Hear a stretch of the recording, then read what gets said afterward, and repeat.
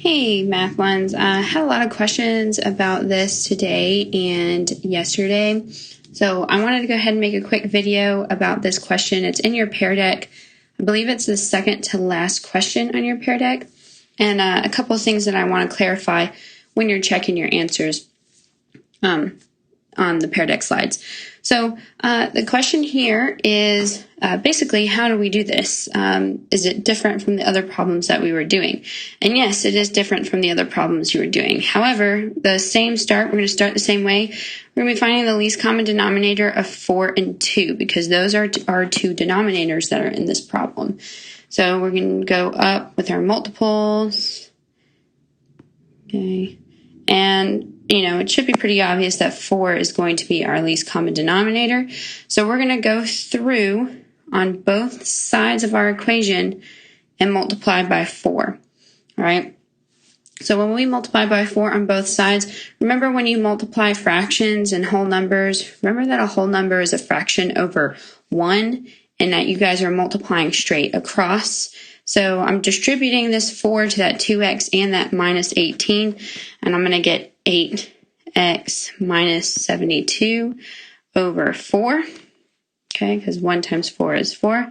And then I'm going to have over here, it's kind of the same thing, right, multiplying straight across, except for that 4 has to be distributed to 3x and 1, so that I get 12x plus 4 over 2.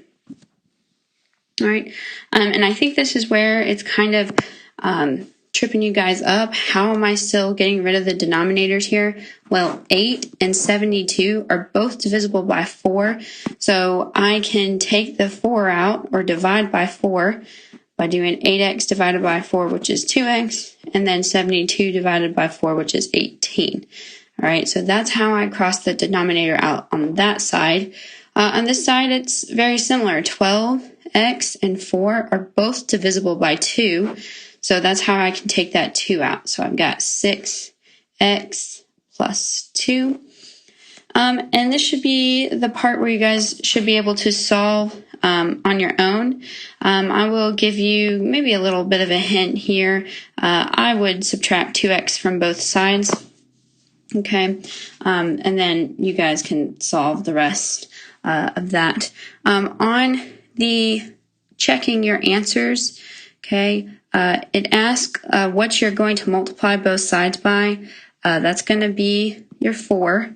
All right, when you type in the 4 on this problem and then you kind of go away from it, it should turn green. The new equation is the equation without the fractions, which is this equation here. And then, of course, when you find the solution, that will go into the solution box, and it should turn green when you get the answer correct. All right, I hope you guys have a great rest of the day. Email me if you have more questions.